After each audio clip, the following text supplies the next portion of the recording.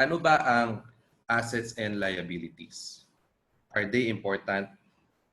This is what we're going to find out this afternoon. I started to be in business since 2009. Na-mention ni Sir Sunny kanina, nag-SM ako, then after nun, nag-business na. But unfortunately, by 2016, I got broke. Nagkaroon ako ng almost 4 million worth ng utang with zero cash on hand. As in wala, as in bagsak. To make matters worse, it's also the same year when I got married.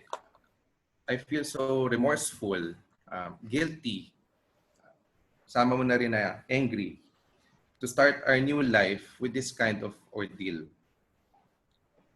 But things started to turn around when I found myself in our dining table crying over our situation. Sabi ko kay Lord, ano ba nangyari? May business naman ako. Masipag din naman ako. And tingin ko mabait din naman ako. Saan ba ako nagkamali, Lord? Then out of the blue, I got myself a clean sheet of paper. Then I folded it in half. On the left side, I drew the plus sign. Sa kanan naman, I drew the minus sign. I just want to see how our money comes in and how it goes out. After I finish, this is what it looks like. Yeah. Told myself, no wonder we're in this situation. I have one item dito sa plus, tapos isang katutak na item dito sa minus. Later, I found out na yung naisulat ko pala that time are my assets and liabilities. Narinig nyo na ba ang term na assets and liabilities before? I bet most of us already heard about it along the way. But I also bet that most of us, unfortunately, katulad ko, simply ignored it. Sabi natin sa sarili natin, ako, di naman natin kailangan yung assets and liabilities na yan. Ang importante, meron tayong sipag at tiyaga. Hindi ba yan ang turo sa atin? Hard work. We can all be successful by simply working hard. But as I look back, I wish there were somebody, kahit sino, who told me that learning finance is as important. I work at least 12 hours a day in my business. I don't have rest days, and I usually skip important gatherings. I know many of us dito sa group can relate to that habit. But in the end, despite of that effort, I still ended broke. Perhaps if I learned how to handle my money that time, it might have prevented me from the disaster. Speaking is not actually my cup of tea. That's why I chose writing to be my medium. When Sir Sunny invited me for this talk, I really intended to decline. It's something inside me prompted na I might be the someone to somebody dito sa group today who I can help prevent from going broke. Ano ba ang assets and liabilities? This is how I would like to describe them in its simplest form. Assets are anything that puts money in your pocket, while liabilities are anything that takes out. Ulitin ko po. Assets are anything that puts money in your pocket, while liabilities are anything that takes out. That's it. Assets are the plus and liabilities are the minus. In essence, ang pinaka-goal natin is to cut liabilities and build assets. Now, I want to clarify something before we continue. The context or yung pinaka-ibig sabihin ng assets and liabilities in this talk may slightly differ in the accounting world. My intention is to make the subject easy to understand and apply. That's why I suggest you hire licensed accountants if you need to make formal reports. Now it's out of the way. Let's continue with the examples. There are different types of assets and liabilities, but I only want to focus on the two essentials, the tangible, and the intangible. Para hindi naman siya nosebleed pakinggan, I prefer to call them hard and soft. Hard assets and liabilities exist in physical form. It means pwede nyo siyang hawakan, nakikita nyo siya, o nararamdaman nyo siya. Their value is easy to measure. Here are some examples. Hard assets, we have real estate, businesses, stocks, precious metal or stone, and currencies. Pagdating naman sa hard liabilities, meron tayong high interest debt like sa mga credit cards, then wages, car maintenance, subscription services like Netflix or Spotify, and of course, taxes. Soft assets naman and liabilities, in contrast, have no physical form. Their value is difficult to determine, but they are as important.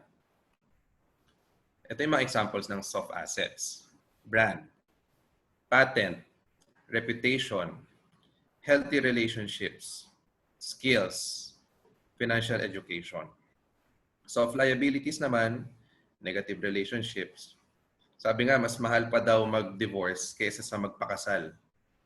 So, poor health, toxic beliefs, distractions, and illiteracy. Now, punta na tayo sa application natin. How do we deal with liabilities? Number one is to eliminate. As mentioned earlier, our journey to unbroke ourselves started with a single asset and a barkada of liabilities. My strategy is to kill off the minuses one by one so that we can preserve the remaining plus. I was in the athletic wears business. The first move I made was to shut our physical store and focus our efforts online. It's not an easy decision, but I did not regret it. It crossed out rent and utilities in our list, which contributes to 50% of our expenses. After naman nun, all of our stocks from the warehouse, we transferred it to our home basement. This saved us time and car fuel from going back and forth to office. Then at the same time, with that move, we also removed wages from our list since my wife and I can now manage the business at home. Oo, masakit. Masakit talaga mag-let go ng employees, but we have to let them since wala na, hindi na namin sila kaya i-sustain. For liabilities naman that we cannot eliminate, such as utang or borrowed funds, the only option is to negotiate. So yeah, negotiation is the next step in dealing with liabilities. Okay pa ba lahat? Are you guys still okay? Mabilis ba ako? Mabagal? Clear ba? Yeah, Okay very, naman. very clear, sir. Loud and clear. Thank you. So let's continue. It's difficult to negotiate perhaps because of our pride and ego. Ang hirap magsabi ng I'm sorry. At mas lalong mahirap aminin at sabihin na I messed up. But what I can say is this. Transparency and sincerity in negotiating will set us free from financial stress. Hinugot ko lahat ng lakas ng loob na kaya kong hugutin to meet my creditors one by one. I apologized and disclosed our situation in humility. I told them I cannot promise when I can pay them, but I assured that we will surely pay them everything. Hindi lang namin alam kailan. As expected, no one were happy about it.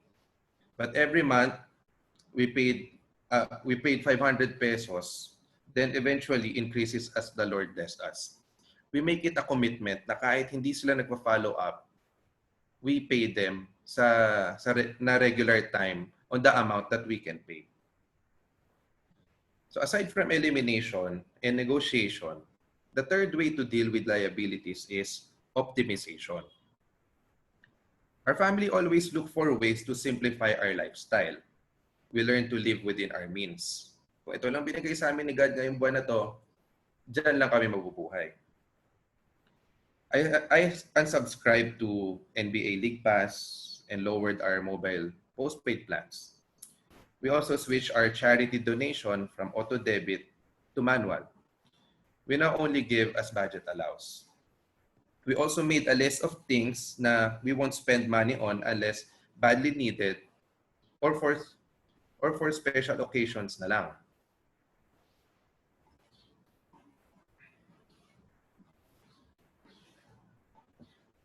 Hello? Parang naputol ba ako? Yes, sir. Okay na? Clear na ulit? Yes, okay na. Okay na, Clear sorry. na po. Right. So yun, nag-unsubscribe ako sa NBA League Pass. Ni-structure namin yung mobile postpaid plan. Then yung mga auto debits namin, ginawa namin lahat manual. We also made a list na hindi kami magsispend ng mga certain stuff unless badly needed na lang or for special occasion. So ano mga example namin? We include them, dun sa list na yun is yung junk foods, sugary drinks, or even parking fees. So usually pinipatronize namin yung mga free parking as much as possible. Maliit siya tignan, but small changes like this can make a huge impact in the long run. We actually paid off 8 credit cards because of this discipline. From 9 liabilities in 2016, we reduced it to only 4 by the end of 2017. But 2017 was also the year I became a dad. So we needed to add a new liability, which is childcare. So actually last week, I sat in to observe the group since I'm going to speak today. The discussion topic was side hustle or side gig. And I heard advices about prioritization, working extra hours, and giving up rest days. Kung huwag na tayo magpahinga, ituloy-tuloy na natin lahat sa trabaho. But again, my advocacy is family relationships. While having a side hustle is good in general, my question is this: is it really the first solution? Hindi ba pwedeng deal with liabilities muna tayo through elimination, negotiation, and optimization? Baka magulat tayo, kasya naman pala yung kinikita natin ngayon. Just something to think about. Now, after we gain control of our liabilities, it's time to build our assets. First step is to learn. Ito, tandang-tanda ko pa, November 30, 2016. Napaka-special ng araw na yan. We joined our church's bazaar and earned our first 30,000 pesos since we got broke 10 months ago. Alam niyo yung feeling na uhaw ka sa sobrang init tapos makakalagop ka ng malamig na tubig. It was really an emotional moment. And I thank God for the new beginning. The first investment I made is to myself. I spent part of the money in education and skill development. I saturated myself on the topics of finance, investing, sales, and digital marketing. I focused on the soft assets first because our cash can't afford any significant hard assets yet. But as I look back, kahit na afford namin siguro yung assets na yun that time, I still give learning the priority. The rule of thumb when we build asset is to never get into anything we don't understand. Ulitin ko po kasi napaka-importante po nito. The rule of thumb when we build asset is to never get into anything we don't understand. Now, after we involve ourselves in learning, the next step is to sell. Cash is the building block of hard assets. When I learned about this, I got online and sold everything I can. Laptops, basketball shoes, golf clubs, basta anything I don't use anymore or don't find any value. Nung wala na akong mabenta, I explored my circle. Classmates, friends, relatives, family, and check on their products and services that I can help promote for a commission or markup. Today, I earn steady income in bus transportation and real estate. So, ngayon, nagbebenta na tayo. May income na tayo. The third step is to save. Everything I earn goes into two accounts, savings and for spending. As a beginner, I use a very simple formula. Sa 100% ng kita, I save the first 20%, then spend the remaining 80%. Emphasis po dun sa first. Kasi may tendency tayo na hindi na tayo makapag-save pag inuna natin ang gastos. 80% goes to necessities and debts payment. 20% is used for emergencies and asset building. It may look simple, but it's not easy. There will definitely be a struggle before you get the hang of it. Today, I use a more advanced money management I develop over time. So magsa-short plug lang ako. I'm currently writing an email course about money management. It's about 8 days worth of email that will help people organize their finances. If you wish to get notified by its release, you can sign up with your email address to this link, thelearningdadblog.com/HRentrep. So in addition to that, I plan to give out copy of the transcript, slides, and audio recording of this talk. Be sure to sign up if you wish to get your copy. So let's continue. Before I introduce the next step, let's do a quick recap. First step in asset building is to learn. Second is to sell. And third is to save. Now we enter to the most exciting step, which is shopping for assets. Yan. I'd like to reiterate the rule of the thumb. Can I ask for a volunteer na i-mention ko ano yung rule of thumb?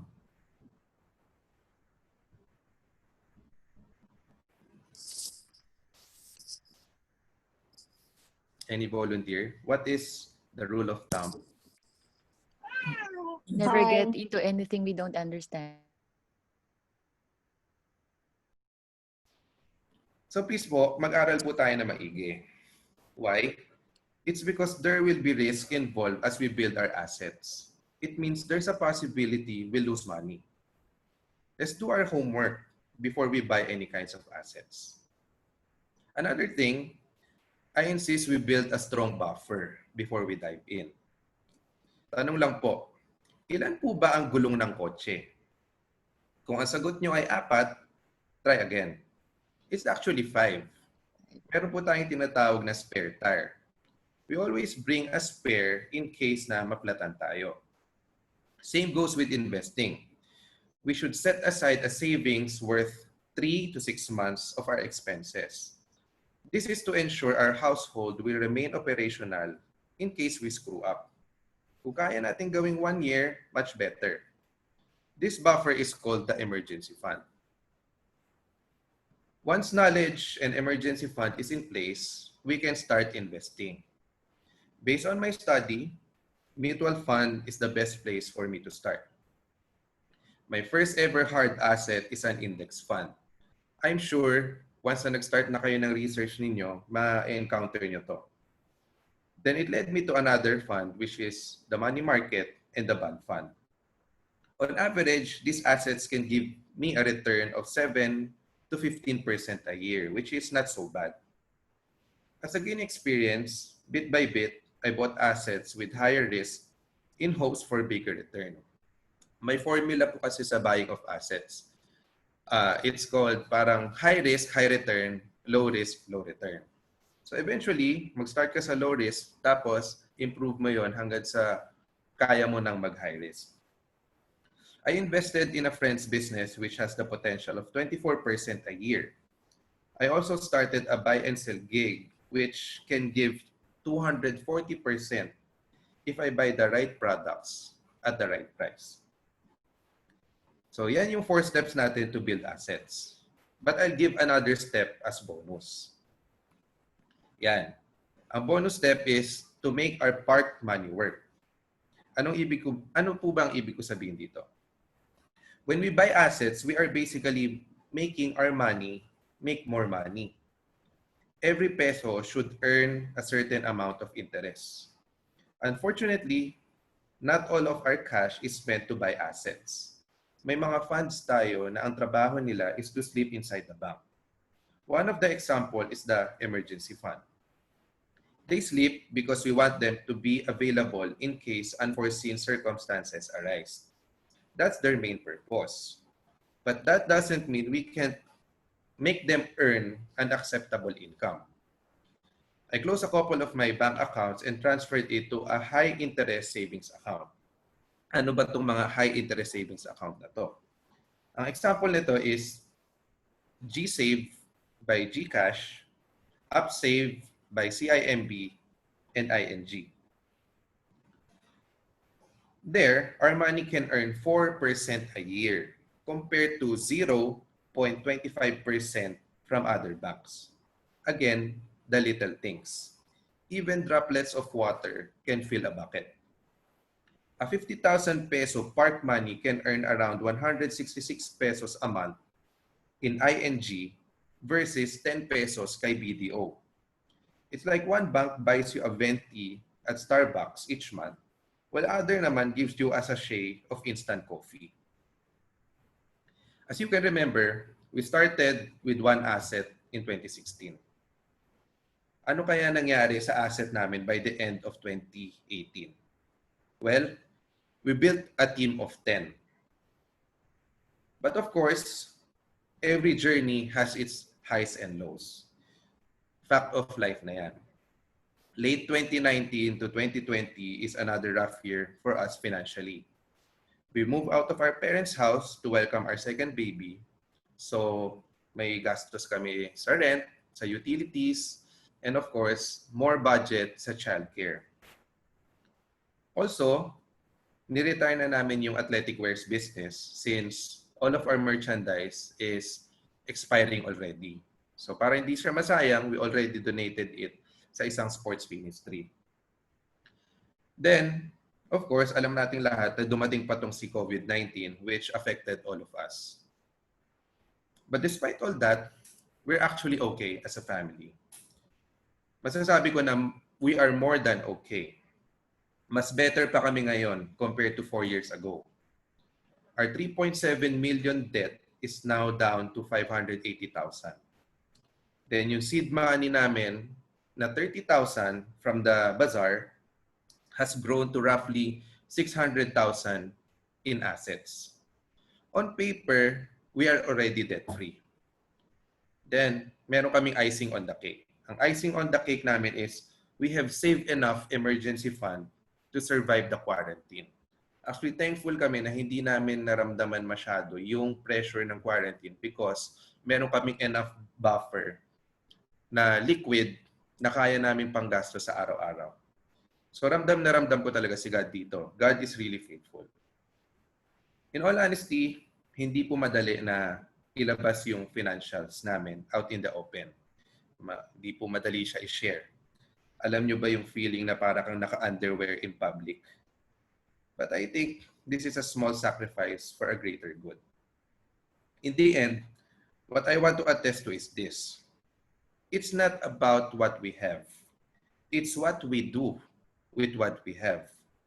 Sabi nga sa Luke 16:10, one who is faithful in very little is also faithful in much. And one who is dishonest in very little is also dishonest in much. To close, what is assets and liabilities? Are they important? I hope this talk has answered it by now. My advice is to always cut liabilities and add more assets. Gawin nating lifestyle yan. In every decision, in everything that we do, always cut liabilities and add more assets. Our financial journey will be long and boring. I'm sure of that. Paulit-ulit yan. Minsan, ayaw mo na dahil gusto mo mas maging exciting. Pero slow and steady wins the race. So hang in there. Great things take time. So before I go, short reminder lang, please don't forget to sign up if you want to get the transcript, the slides, and the audio recording of this talk. Maraming salamat po sa inyong time. Okay, virtual round of applause again for Sir Jed.